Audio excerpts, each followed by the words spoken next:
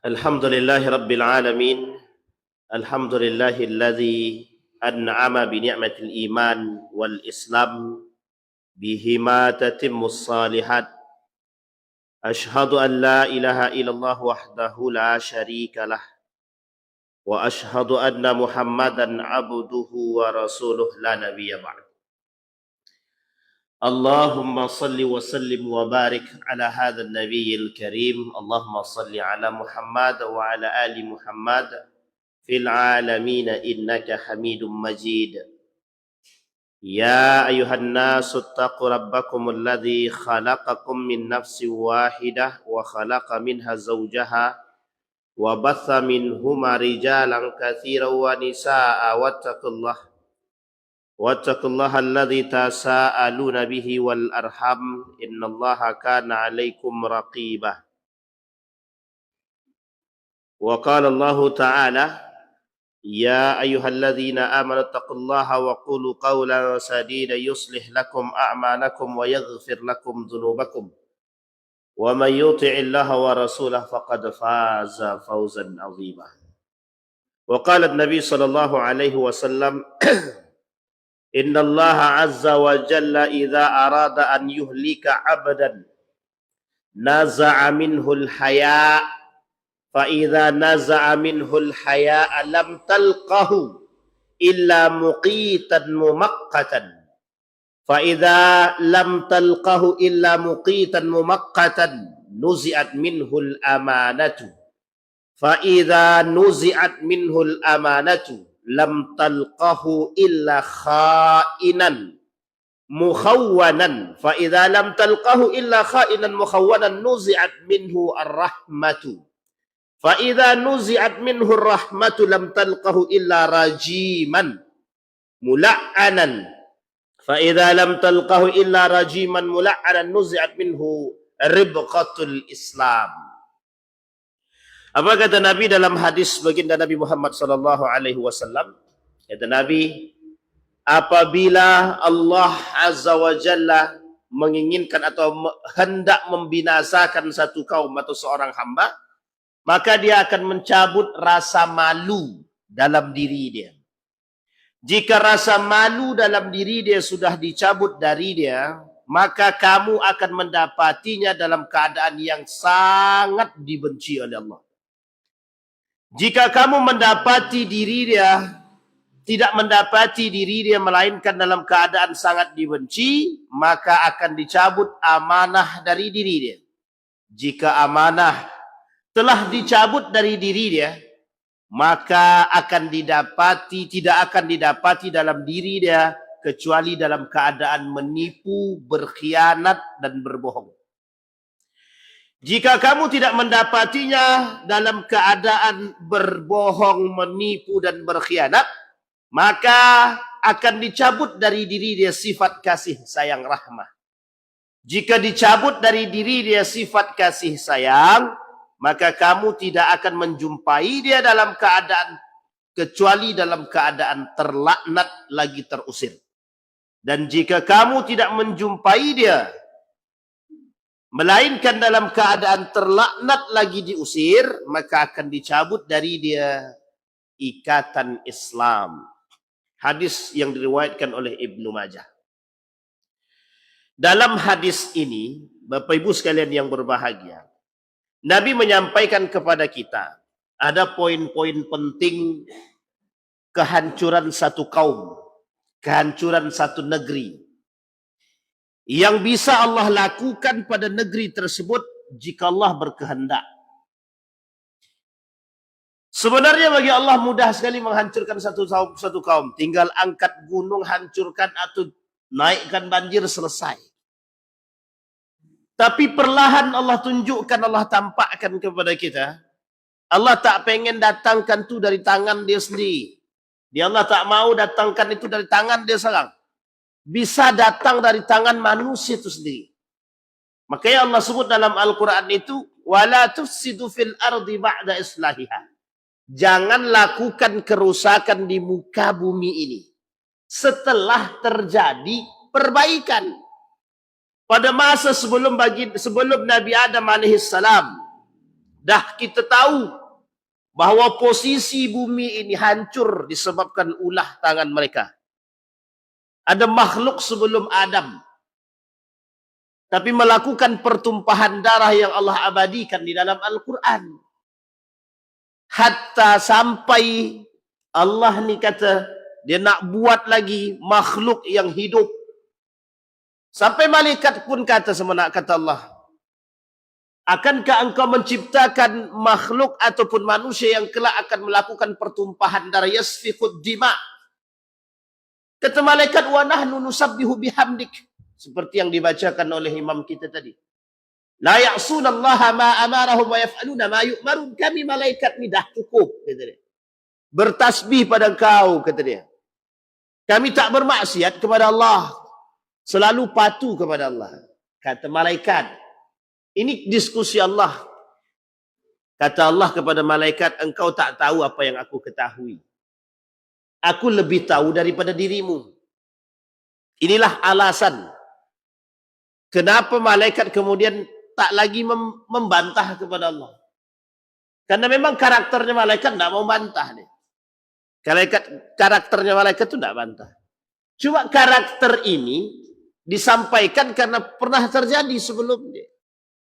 Maka tikrar, pengulangan hal-hal tersebut mungkin sangat terjadi. Maka kata Allah di dalam Al-Quran surat Al-Ankabut ayat 40. Fakullama akhadna bi dzambihi faminhum man arsalna alaihi hasiban wa minhum man akhalathu as-sayhatu wa minhum man khasafna bihi al-ardha wa minhum man aghraqna wa ma kana Allahu liyudlimahum walakin kanu anfusahum yadhlimun. Apa kata Allah?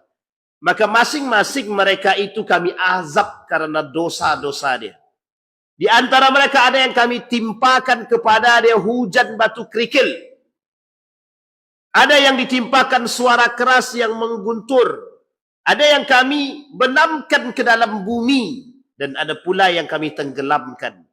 Allah sama sekali tak menzalimi mereka. Akan tetapi merekalah yang menzalimi diri mereka sendiri. Kalau kita tengok ni ayat, dari ayat yang kedua ni, kalimat pertama yang Allah sebutkan kepada kita, mereka masing-masing akan kami azab, kata Allah. Karena sebab dosa-dosa dia. Sekarang kita lihat apa azab yang Allah kasih di muka bumi, di dunia. Di antara mereka ada yang kami timpakan kepada dia hujan batu kerikil. Jadi ada hujan-hujan es batu, ada hujan-hujan batu. Fenomena hujan batu ni dah pernah terjadi. Bahkan termasuk kategori yang paling langka.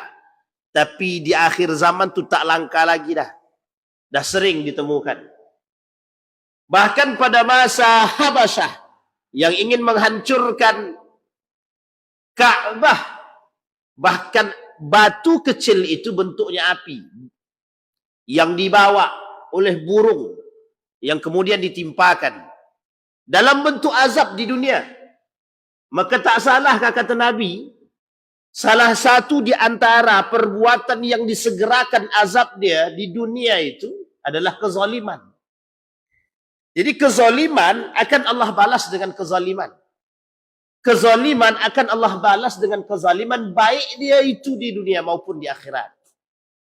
Jadi jangan macam-macam sama Tuhan, sama Allah ni. Allah dia yang punya, jangan kita pernah menzalimi dia. Sekuat apa manusia menutupi diri dia dari tipu daya yang dibuat oleh manusia itu sendiri, dia Allah tidak pernah tidur. La yanamu ahad wa la yanamu battatan. Allah tidak pernah tidur karena Allah tahu siapa yang berbuat apa yang dia buat. Dia tahu. Si fulan bin fulan, kezaliman apa yang dah kau buat, Allah tahu. Tak ada yang Allah tak tahu. Maka Asmaul Husna, salah satu bentuk salah satu amalan yang harus kita pegang, salah satu bentuk sesuatu yang harus kita ketahui bahwa Allah ni tak tidur. Bahwa Allah ni melihat semua hamba. Bahwa Allah ni maha kuasa. Bahwa Allah ni semua dia tahu. Tak ada yang tak Allah tahu. Maka manusia seharusnya malu dengan kondisi kezoliman yang dia dah buat. Maka tak salah ketika Allah mengatakan dalam hadis yang pertama tadi, yang kita sampaikan, setidaknya kehancuran satu kaum tersebut, kata Allah, kata Nabi dalam hadisnya, ada di beberapa faktor, penyebab. Yang pertama, yang mulai tampak kehancuran satu kaum itu, kehancuran satu kaum, kata Nabi, jika lepas daripada dia simpul malu. Orang dah tak punya malu, dia bebas dia nak melakukan zalim, maksiat, apapun dia buat. Sehingga kata Allah, orang yang tak punya malu ni, dia nak buat zalim, dia nak buat maksiat, dia nak buat bentuk-bentuk, apapun macam bentuk dia nak buat. Yang penting satu saja. Kerusakan, kehancuran, bukan islah. Dia nak buat kehancuran, dia bukan nak buat perbaikan. Kita ambil contoh dah. Kita ambil contoh. Adakah mereka yang melakukan kemaksiatan kepada Allah melalui mencuri haknya orang lain, mengkapling tanah orang lain, mengambil haknya orang lain, punya rasa malukah dia? Punya rasa malukah? Tak punya rasa malu. Apa sebab? Karena rakus dia, keserakahan dia lebih tinggi daripada malu tu dia sendiri. Kita lihat hadis baginda Nabi Muhammad SAW. Apa kata Nabi? Satakunu atharatun wa umurun tunqirunaha. Qalu ya Rasulullah, fama ta'muruna? Qala tu'adduna al-haqqa alladhi alaikum wa tas'aluna Allah alladhi lakum. Pada satu saat nanti, kalian akan menemukan sikap individualisme dan hal-hal yang kalian tidak senangi. Para sahabat bertanya, apa yang saat itu datang kepada kami dan apa yang Anda perintahkan? Beliau menjawab, tunaikanlah hak orang lain, sedangkan untuk diri kalian mintalah kepada Allah. Tu Nabi dah kata, kelak di hari kiamat tu banyak orang yang ngambil hak orang lain. Banyak orang yang ngambil hak orang lain. Tanpa dia punya rasa malu bahawa dia punya orang. Tak tahu. Yang penting aku senang. Yang penting kami dah cukup. Yang penting kami okey. Yang penting kami dah puas. Betul kata ibu tu. Yang penting kami puas. Masalah kalian, masalah dia, masalah si fulan, ni bin fulan, si anu, si anu. Tak, kami tak fikirlah. Kami tak ambil pusing lah. Tak ambil pusing. Tak. Kenapa tak ambil pusing?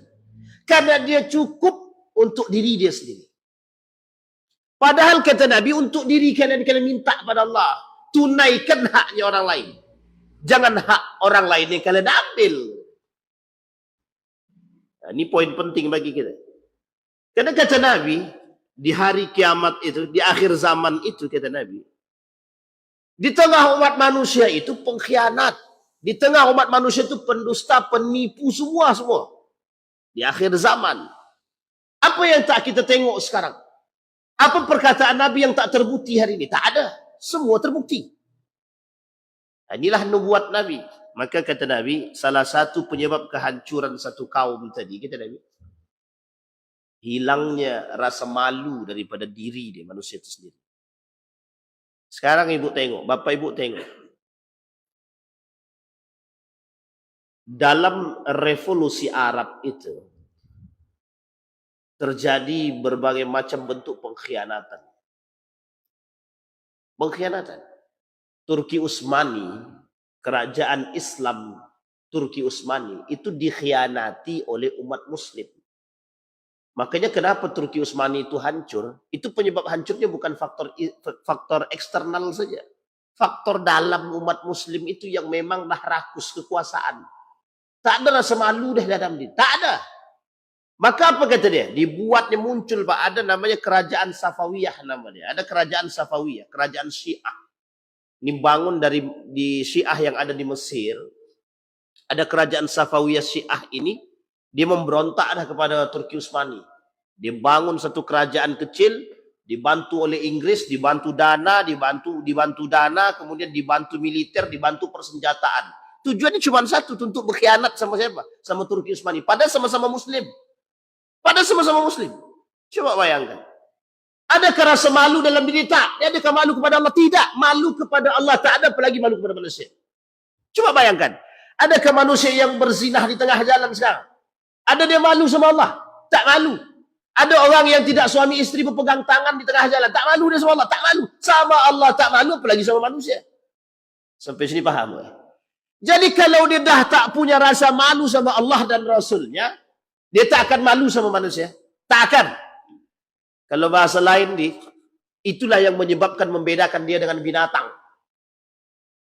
Coba bayangkan, binatang punya rasa malu. Berzinah tengah jalan, kucing mohon maaf, kucing. Berzinah dia tengah jalan doa. Dia tak punya rasa malu, dia tak punya akal, dia tak punya iman. Ini manusia punya akal, punya iman, punya agama. Lebih parah pula daripada binatang itu sendiri. Na'udzubillahi tsumma. Tapi Allah kata begitu. Ya, apa kata Allah? Balhum adal. Tapi jauh mereka lebih berbahaya daripada binatang itu lagi. Kalau dah rasa malu tak ada dalam diri seseorang, rasa malu tak ada, lisan ni berbicara tanpa ada batasan sama sekali. Coba lihat orang yang berbicara sesuka hati tanpa rasa malu. Apa yang dia ucapkan? Ngelantur semua. Entah gibahin orang, entah ngomongin orang, semua dia sebut. Bahkan aib dia sendiri saja dia sampaikan.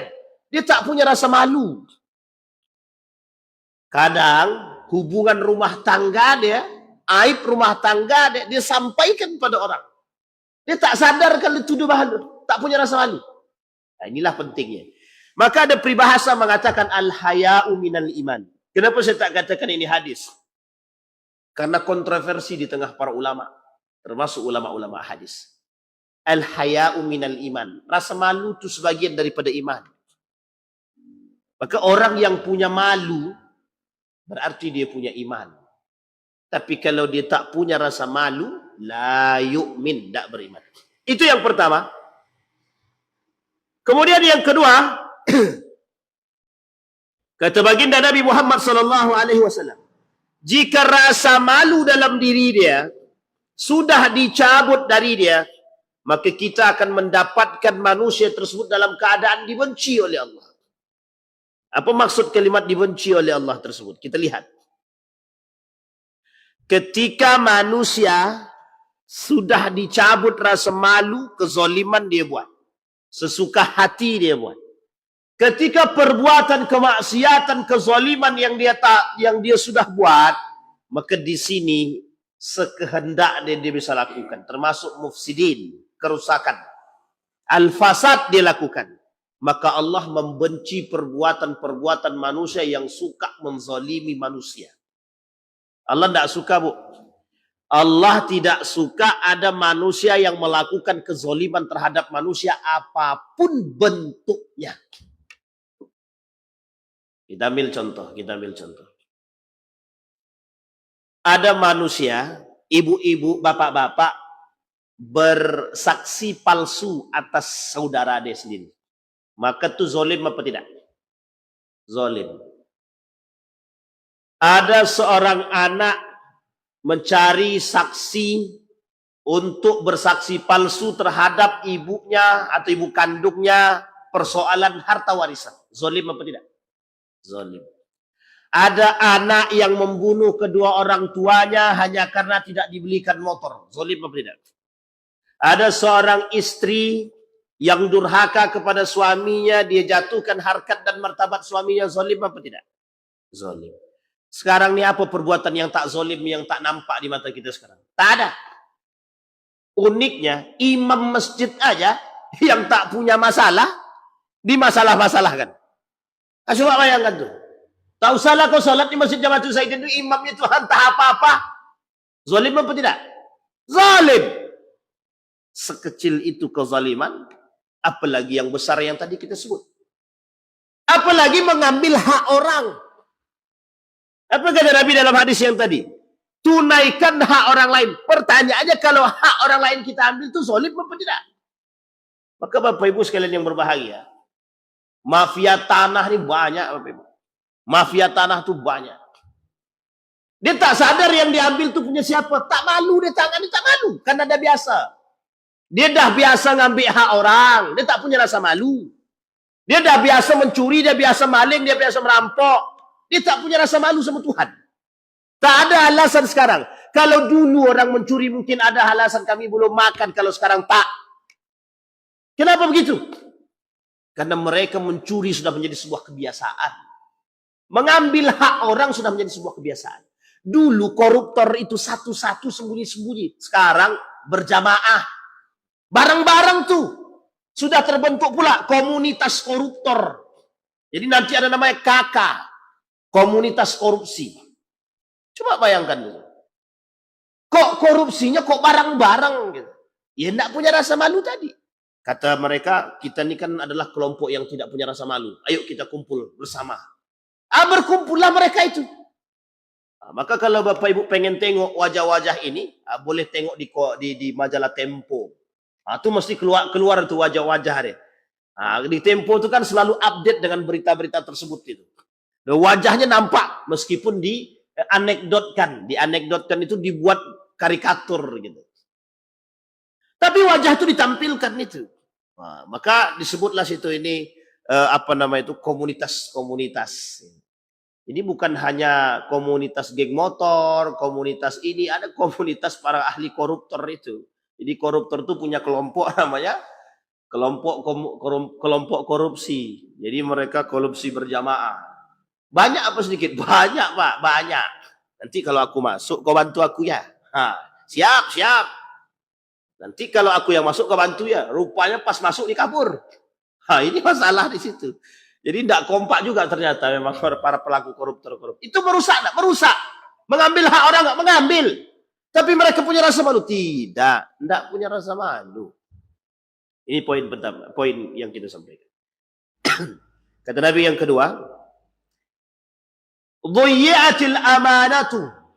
Kata Nabi dalam hadis yang lain, "Idza dhuyyatil amanatu fantazir as-sa'ah." Ketika amanah sudah hilang dari diri seseorang, maka habislah. Dah habis.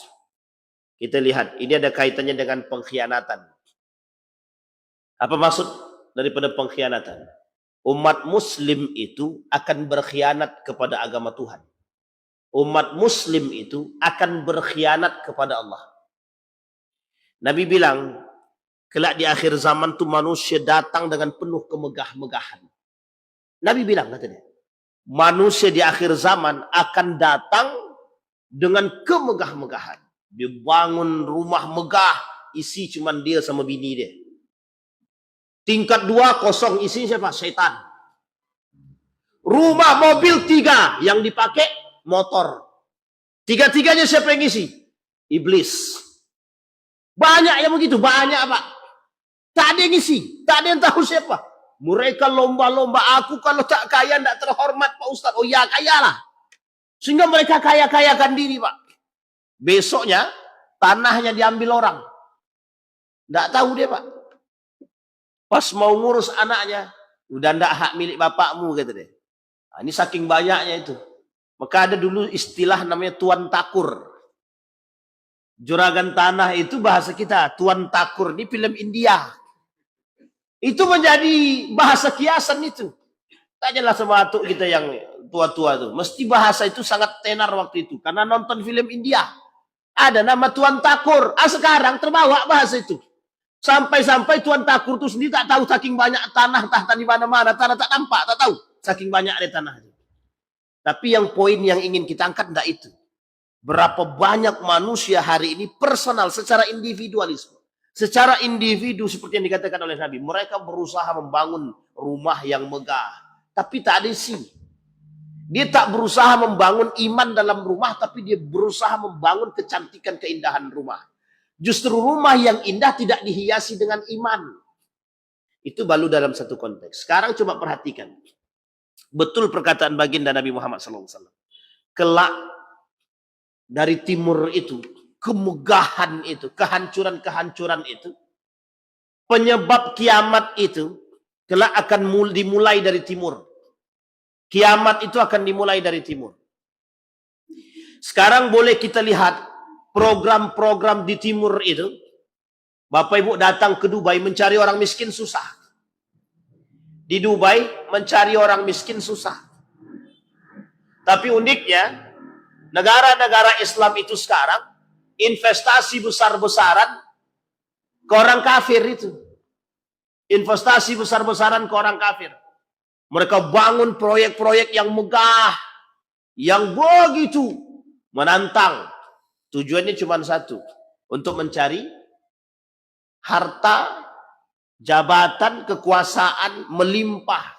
Tapi pertanyaannya, pernahkah terfikirkan oleh mereka akan mendatangkan kemaksiatan yang lebih? Wallahu a'lam.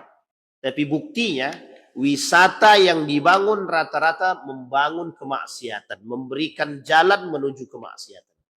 Kita lihat hari ini Saudi Arabia membangun wisata yang begitu megah.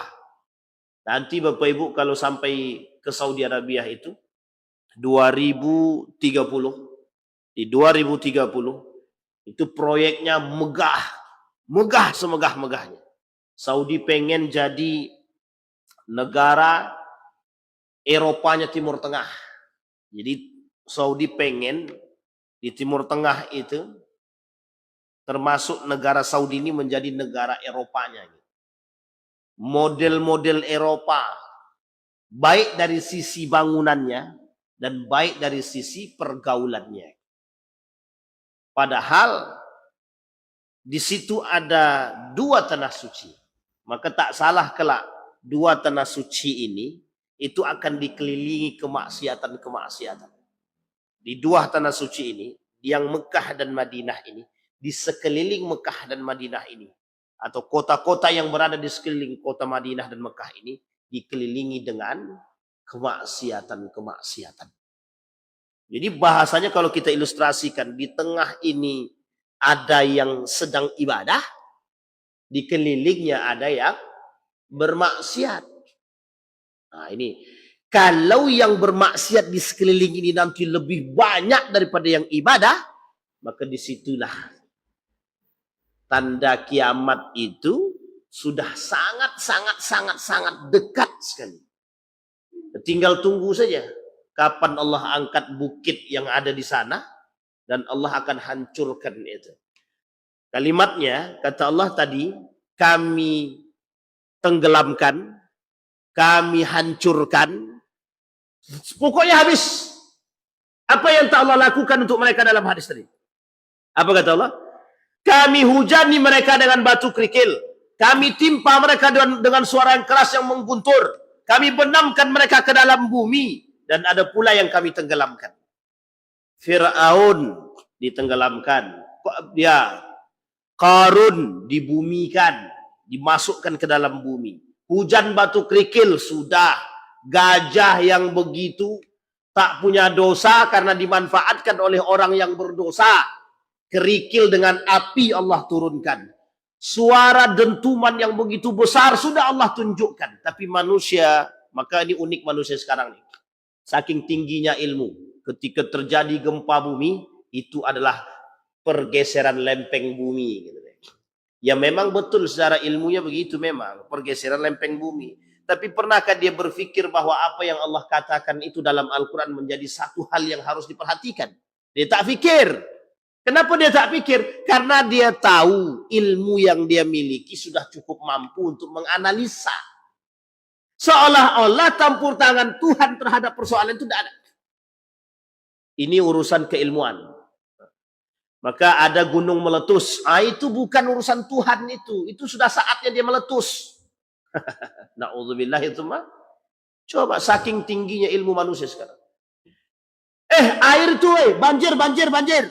Ya itu kan karena debit air yang. Padahal bukan itu yang dimaksud. Allah ingin tunjukkan. Nih loh. Ketika banjir datang kalian mau gimana? Hidup kalian seperti apa?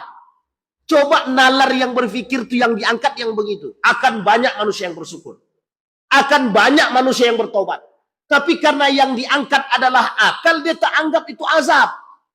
Dia tak anggap itu ujian. Dia tak anggap itu kemurkaan Tuhan. Tak anggap. Coba bayangkan ketika COVID datang. Berkelahi. Ketika COVID datang berkelahi orang. Satu pengen masuk masjid, yang satu jangan. Jangan masuk masjid. Nanti virus tersebar. Rupanya masuk masjid, tak masuk masjid, virus juga ada jalan. Bahkan yang di rumah lebih mati pula daripada yang di dalam masjid lagi. Coba bayangkan.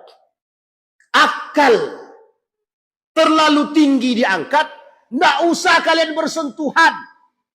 Kalian ini virus COVID, nggak usah bersentuhan.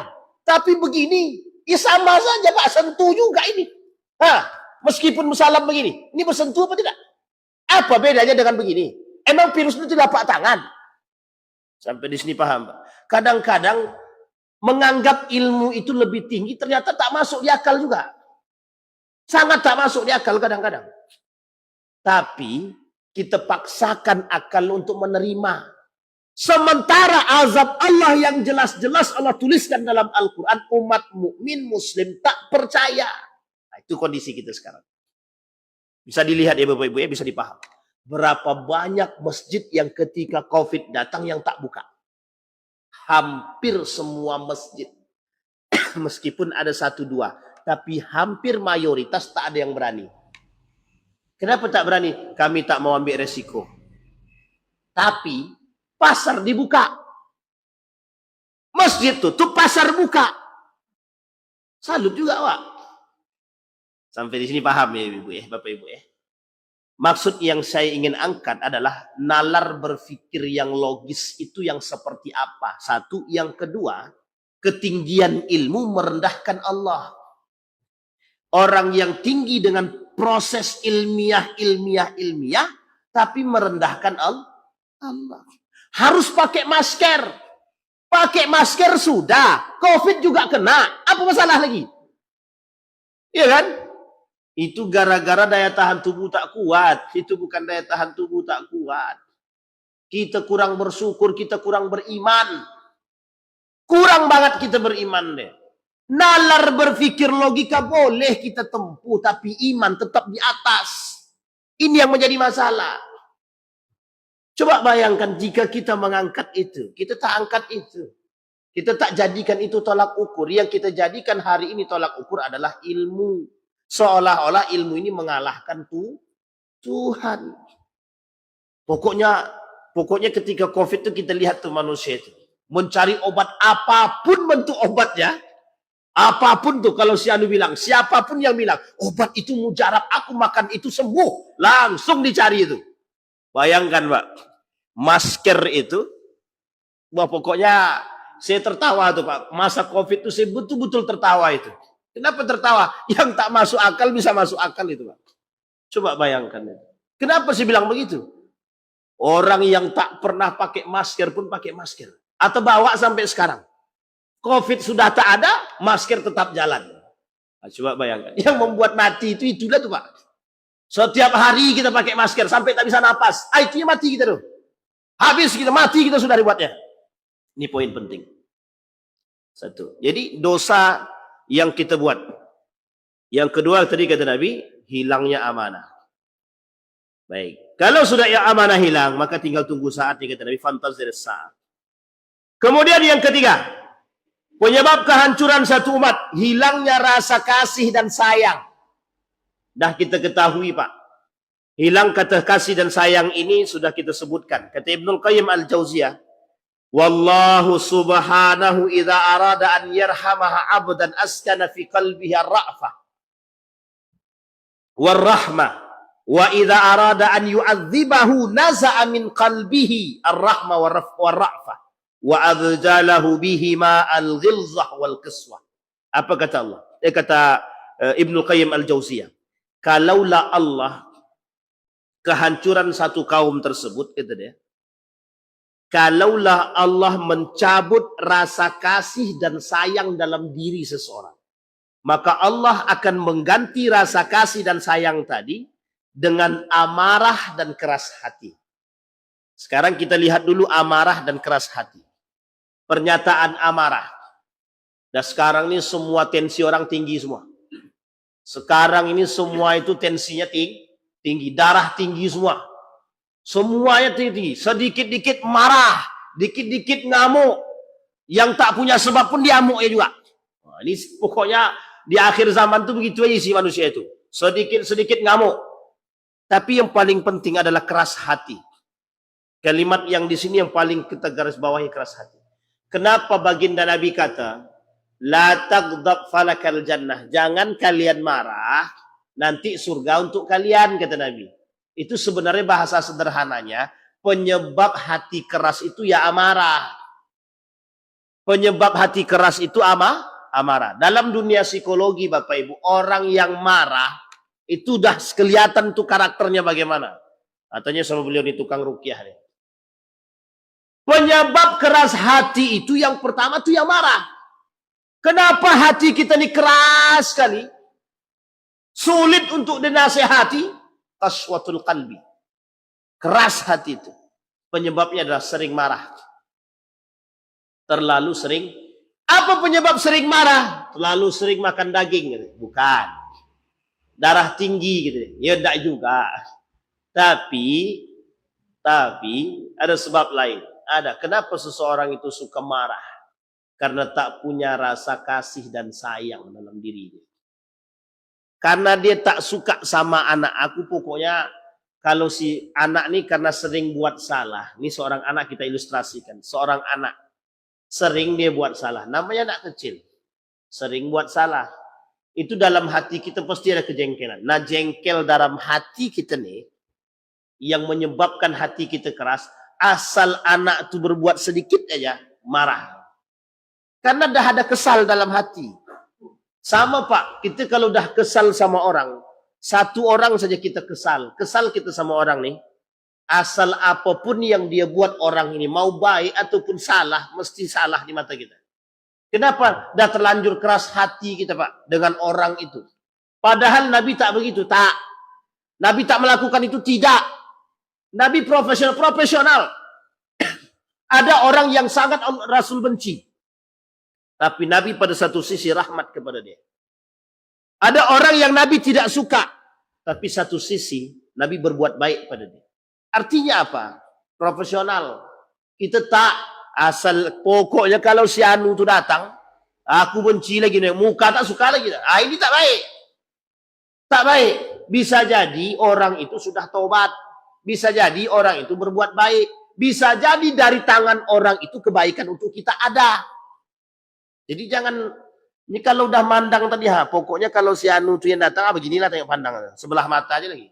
Mau baik dia, mau buruk dia, lantak lah pokoknya. Karena sudah keras hati. Nah, kata Nabi, kata Ibnu Qayyim al-Jauziyah, kehancuran satu kaum itu jika sudah dalam diri mereka tidak ada lagi yang disebut dengan hati yang lembut itu tidak ada lagi. Rahmah tak ada, ra'fah tak ada. Apa itu rahmah? Kasih sayang. Apa itu ra'fah? Hati yang lembut tak ada. Bawaan kita cuma itu saja. Emosi, marah, suka menganggap diri paling baik, seolah-olah nih kita yang punya, semua kita. Maka kalimat ini kata Nabi, kata Ibnu Qayyim Jauziyah itu akan merusak tatanan kita. Kita ambil contoh. Kalau setiap orang punya tensi yang tinggi, dalam rumah tangga saja misal, suami pemarah, istri pemarah. Kira-kira ketemu gak nih? Besok pagi cerai itu Pak. Sehari ini dia nikah, besok lagi cerai itu. Kau nih tak bisa. Yang satu, suka-suka hatimu aja. Kau kira aku ini siapa? Alah, mengamuk yang kelahi berdua. Coy besok lagi. Selesai. Sama Pak. Dalam tatanan nih kalau tidak ada penyeimbang tidak bisa. Maka butuhnya kasih sayang. Coba perhatikan. Orang, mohon maaf. Kenapa ada maling? Kenapa ada perampok? Kenapa ada pemerkosaan? Dan lain sebagainya. Karena kita tak punya perhatian kepada mereka. Coba kalau kita, mohon maaf, tetangga kita tak mampu, kita kasih sayangi, kita berikan kasih sayang kita perhatikan dia. Kira-kira nih, mohon maaf ya, kira-kira dia mau lagi merampok? Nah? Mau nak mencuri lagi? Tidak mau Pak. Kenapa mereka tak mau lagi mencuri? Karena sudah ada yang mengasihi. Ada orang yang mau memperhatikan dia. Ini poin penting Pak. Maka tidak ada ra'fah, tidak ada rahmat. Satu kaum. Baik, itu yang 3. Maka Bapak Ibu sekalian yang berbahagia, kata Allah, kata Nabi dalam hadis yang tadi yang Nabi kata,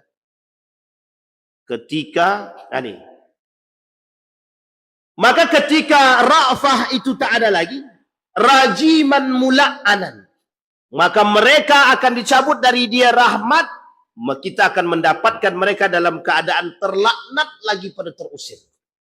Jadi satu kampung, satu negeri yang tidak ada lagi rasa kasih dan sayang dia, itu Allah akan bumi hanguskan.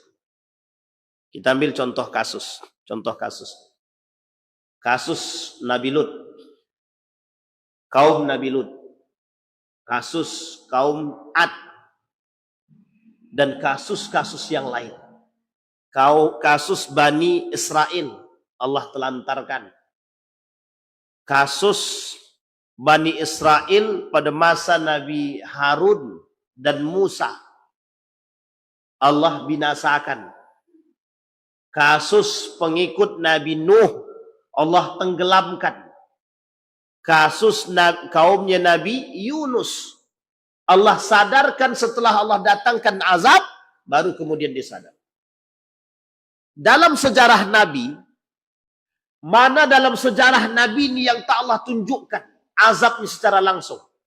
Tak ada, kecuali baginda Nabi Muhammad SAW. Uniknya, pada masa Nabi, azab itu Allah tampakkan meskipun tidak bersamaan, tapi manusia tak mau pandang. Ini yang terjadi. Maka kehancuran satu kaum itu, setidaknya itu disebabkan ulah tangan dia sendiri. Kita lihat dalam hadis baginda Nabi Muhammad SAW. Apa kata Nabi? Satakunu atharatun wa umurun tunkirunaha. Qala ya Rasulullah, fama ta'muruna qala tu'adduna al-haq. Tadi dari kata Rasul. Kehancuran satu kaum itu banyak orang yang suka mengambil hak orang lain. Nabi perintahkan tunaikan haknya orang lain. Tapi kita tak mau tunaikan. Tapi kita tidak mau, bahkan justru kita ambil. Kita ambil contoh. Dana bos misalkan. Dana bos itu harusnya keluar berapa, yang dapat berapa. Itu kan kita makan hak orang. Misal dana bos itu 3 juta. Yang dapat oleh sekolah itu cuma 2 juta. 1 jutanya kemana? Dimakan. Kira-kira itu haknya orang apa tidak? Haknya orang. Gimana negara kita ini mau dapat kehalalan?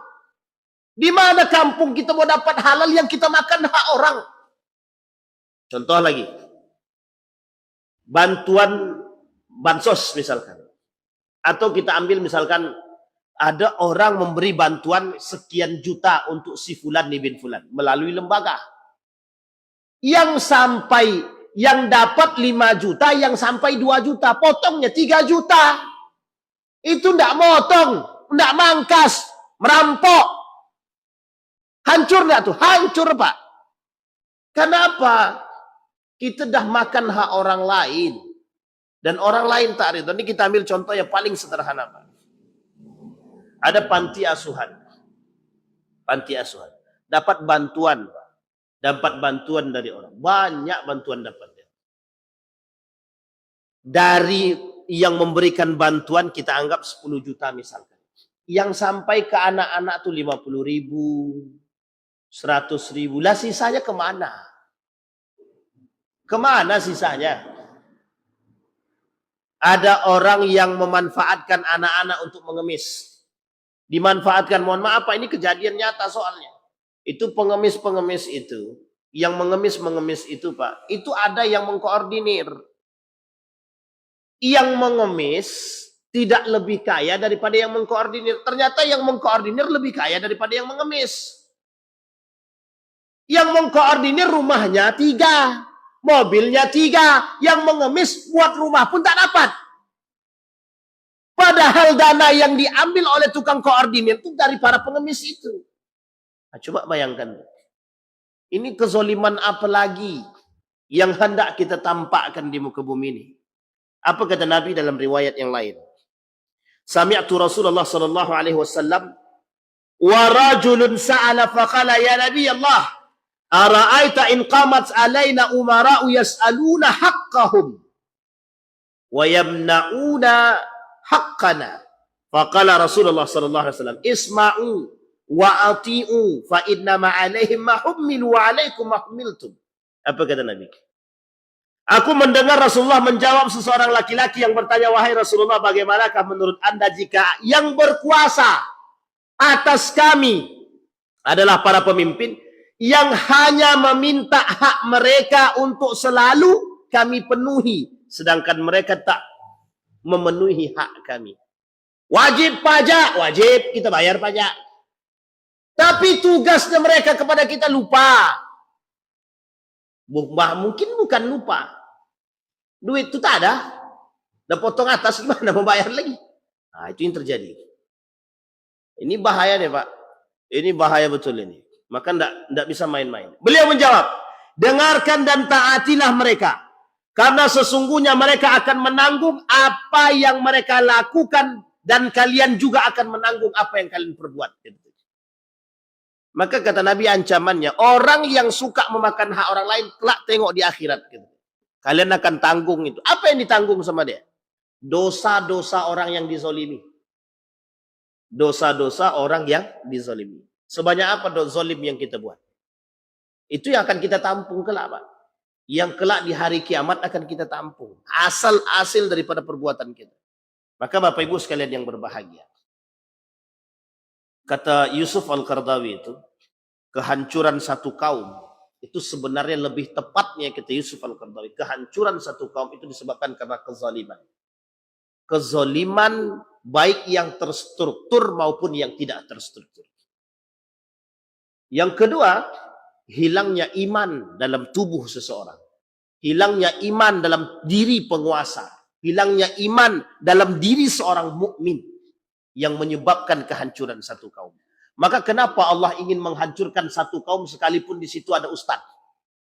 Ada ustaz di dalam satu kampung ini, tapi perzinahan merajalela, minum khamar merajalela, kemudian Allah tetap hancurkan sekalipun ada orang beriman di situ. Kenapa?